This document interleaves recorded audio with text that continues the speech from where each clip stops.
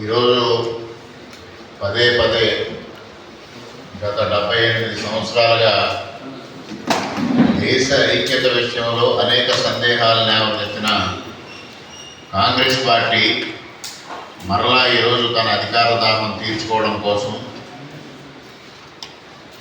జమ్మూ కాశ్మీర్ ఎన్నికల్లో అబ్దుల్లా కుటుంబానికి చెందిన నేషనల్ కాన్ఫరెన్స్తో పొత్తు పెట్టుకోవడం ద్వారా మరోసారి తన కుటిల రాజకీయ ఉద్దేశాల్ని బయట పెట్టిందనడంలో ఎటువంటి సందేహం లేదు. ఇవాళ నేషనల్ కాన్ఫరెన్స్ ఒక మేనిఫెస్టో ఇచ్చింది. అటువంటి నేపథ్యంలో ఈరోజు కాంగ్రెస్ పార్టీ నేషనల్ కాన్ఫరెన్స్తో పొత్తు పెట్టుకోవడం ద్వారా నేషనల్ కాన్ఫరెన్స్ ఇచ్చిన మేనిఫెస్టోకి మద్దతు పలుకుతా ఉందా, నేషనల్ కాన్ఫరెన్స్ ఉద్దేశాలను సంపూర్ణంగా సమర్థిస్తూ ఉందా అనేది స్పష్టంగా తెలియజేయాల్సిన అవసరం ఉంది. ఈ సందర్భంలో లోక్సభలో ప్రతిపక్ష నాయకుడు శ్రీ రాహుల్ గాంధీ గారికి నేను సూటిగా ఈ 10 ప్రశ్నలు సంధిస్తా ఉన్నా.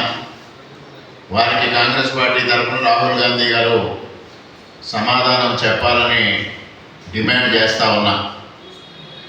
ఇవాళ నేషనల్ కాన్ఫరెన్సు ప్రత్యేక జెండా ఏర్పాటు చేసింది జమ్మూ కాశ్మీర్కి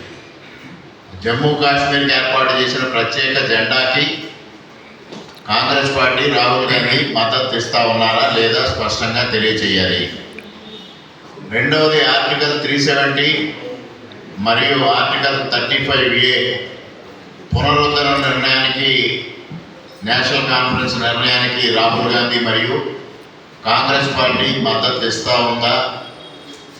అదేవిధంగా జమ్మూ కాశ్మీర్ తిరిగి అశాంతి, తీవ్రవాద యుగంలోకి నెట్టుతోందా? ఈ రెండింటికి కూడా రాహుల్ గాంధీ గారి సమాధానం చెప్పాల్సిన అవసరం ఉంది. మరి ఏదైతే కాశ్మీర్లో ఉన్న యువతతో చర్చలు కాకుండా పాకిస్తాన్తో చర్చలు జరపడం ద్వారా మరలా వేర్పాటువాదాన్ని ప్రోత్సహించాలి అని ఆలోచనతో ఉన్న నేషనల్ కాన్ఫరెన్స్తో పొత్తు పెట్టుకోవడం ద్వారా ఆ విధానాన్ని కాంగ్రెస్ పార్టీ సమర్థిస్తూ ఉందా?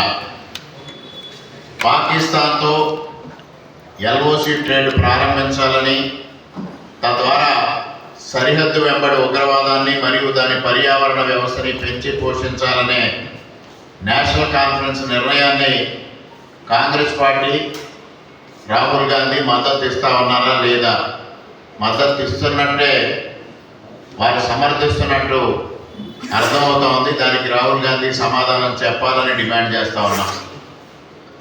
తీవ్రవాదం, మరలా రాళ్ల దాడిలో పాల్గొన్న వారి బంధువుల్ని తిరిగి ప్రభుత్వ ఉద్యోగాల్లోకి చేర్చుకోవడానికి కాంగ్రెస్ పార్టీ సమర్థిస్తూ ఉందా? తద్వారా తీవ్రవాదం మరియు సమ్మెల యుగాన్ని తిరిగి తీసుకురావడానికి కాంగ్రెస్ పార్టీ సమర్థిస్తూ ఉందా? కాంగ్రెస్ పార్టీ వ్యతిరేక వైఖరిని కూటమి బట్టబయలు చేసింది.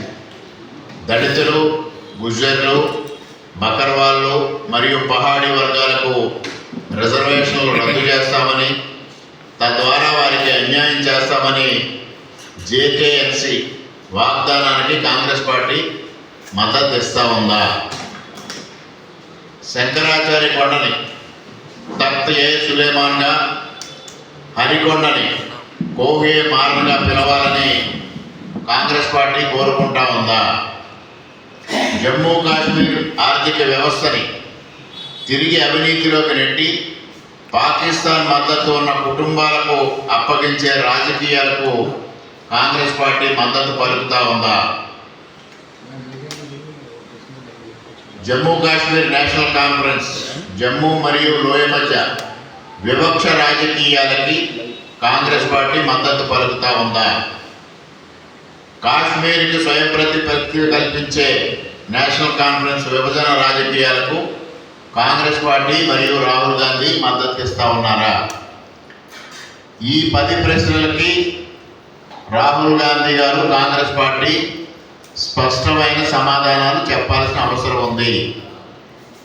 ఇవాళ అఖండ భారతావని ఏదైతే విభజనకు గురైపోయిన నేపథ్యంలో, అనేక సమస్యలకు కారణమైన నేపథ్యంలో ఇవాళ మరలా అందరినీ ఏకం చేసి భారతదేశ సమగ్రతకు, సార్వభౌమాధికారానికి భంగం వాటిల్లకుండా ప్రయత్నం చేస్తున్న ఎన్డీఏ కూటమి ప్రభుత్వం చేస్తున్న ప్రయత్నాలకి ఇవాళ అనేక మంది ఆటంకాలు కల్పిస్తూ ఉన్నారు.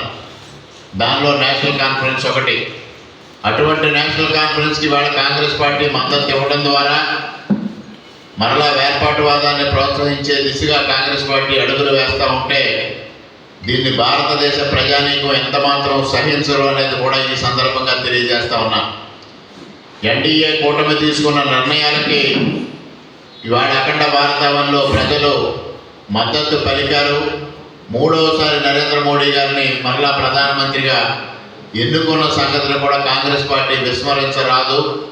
ఇవాళ కూటమి తీసుకున్న నిర్ణయాలకి, నరేంద్ర మోడీ గారి ప్రభుత్వం తీసుకున్న నిర్ణయాలకి ప్రజల మద్దతు ఉంది అనేది రాహుల్ గాంధీ గారు గ్రహించాలని కూడా ఈ సందర్భంగా వారికి హితవు పలుకుతా ఉన్నా.